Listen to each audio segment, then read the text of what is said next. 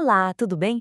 E se a chave para entender a liderança no casamento não estivesse em regras de poder, mas numa resposta, assim, super inesperada que Jesus deu sobre pagar impostos? Pois é, hoje a gente vai mergulhar em como esse momento define um chamado incrível para o marido liderar com amor e humildade. Essa nossa conversa faz parte do Jesus Diário, um espaço que a gente criou para buscar aplicar a sabedoria da Bíblia no nosso dia a dia, sabe? Fortalecendo a fé e, claro, os relacionamentos. Então, tudo começa com essa frase aqui. Olhando rápido, parece só uma lição sobre política, sobre impostos, mas a genialidade dessa resposta de Jesus esconde um modelo muito poderoso sobre o que é autoridade.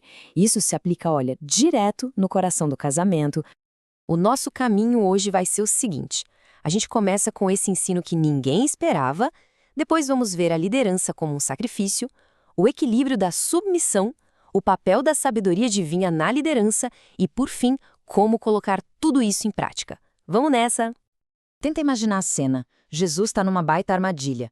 Se ele dissesse paguem os impostos, ele trairia o povo judeu. Se dissesse não paguem, ele desafiaria o Império Romano. A resposta dele foi simplesmente genial. Ele reconheceu a autoridade de César, mas ao mesmo tempo colocou essa autoridade debaixo da autoridade final, que é a de Deus. E essa é a grande analogia para o casamento. A liderança do marido existe sim, mas ela está sempre debaixo da autoridade maior de Deus. Tá, mas como é essa liderança na prática? A Bíblia dá um modelo perfeito, tá, gente? Lá em Efésios 5. O marido é o cabeça do lar, assim como Cristo é o cabeça da igreja. E aqui tá o pulo do gato. A liderança de Cristo nunca foi sobre controle, sobre poder. Foi sobre sacrifício. Ele se entregou por amor. Olha, a diferença é gritante, é dia e noite. De um lado tem a liderança do controle, aquela que impõe, que busca poder, que gera medo. Do outro, o modelo de Cristo, que serve, que busca o bem da outra pessoa, que inspira confiança. Fica muito claro que a autoridade do marido não é absoluta, de jeito nenhum. Ela é delegada por Deus e tem um foco: cuidar da família. Só que essa liderança de serviço não funciona sozinha, num vácuo. Ela precisa de um ambiente de respeito mútuo para florescer. Porque a autoridade dentro do casamento é, por natureza, uma via de mão dupla. E o alicerce para isso é o que a Bíblia chama de submissão mútua. Calma, o que isso quer dizer na prática? Quer dizer que a liderança do marido deve criar um espaço tão seguro, mas tão seguro, que a esposa se sinta valorizada, ouvida. É uma parceria onde a confiança é a resposta natural ao amor sacrificial e onde os dois reconhecem que a autoridade final sobre eles é a de Deus. Lembra daquela frase do começo? E deem a Deus o que pertence a Deus? Ali Jesus estava estabelecendo um limite para a autoridade humana. Da mesma forma, o marido precisa entender que a autoridade dele não é própria, mas foi delegada por Deus. E uma autoridade que é delegada exige uma busca constante por sabedoria divina. Não tem como fugir disso. E como é que é um líder guiado por Deus? Bom, é alguém que, antes de tomar uma decisão, para e busca sabedoria.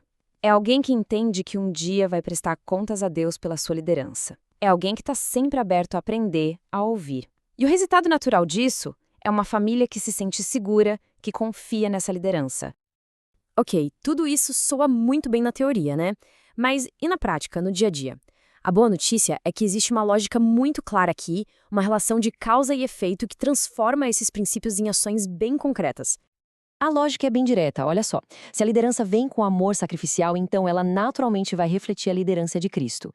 Se as opiniões da esposa são respeitadas, o resultado é harmonia. Se a sabedoria de Deus é buscada, as decisões se tornam mais justas e equilibradas. A gente vê um padrão muito claro. Cada ação positiva gera uma consequência que fortalece o casamento. Para tornar isso real, tudo se resume a práticas diárias. Coisas como priorizar as necessidades da família, ouvir de verdade antes de decidir algo importante, orar juntos, ter humildade de admitir quando errou e pedir perdão. Não são gestos heróicos, sabe? São as pequenas atitudes feitas com consistência que constroem uma liderança de amor e respeito. É sobre liderar pelo exemplo, não pela força. No final, tudo se resume a uma pergunta. Uma pergunta que todo marido pode se fazer com honestidade: a minha forma de liderar reflete o amor e o cuidado de Cristo? É uma pergunta que convida a uma reflexão bem profunda, bem sincera. Porque, no fim das contas, a verdadeira liderança bíblica nunca foi sobre ter poder. É sobre refletir o amor sacrificial de Cristo para fortalecer o casamento e, através disso, glorificar a Deus. É um chamado para um padrão muito, mas muito mais elevado. O que a gente viu aqui é um ponto de partida muito poderoso. Se esse chamado para liderar com amor ressoou de alguma forma, saiba que tem muito mais para aprofundar. A aula completa, com os materiais de estudo, já está disponível na área de membros do Jesus Diário. Muito obrigado pela companhia nessa reflexão.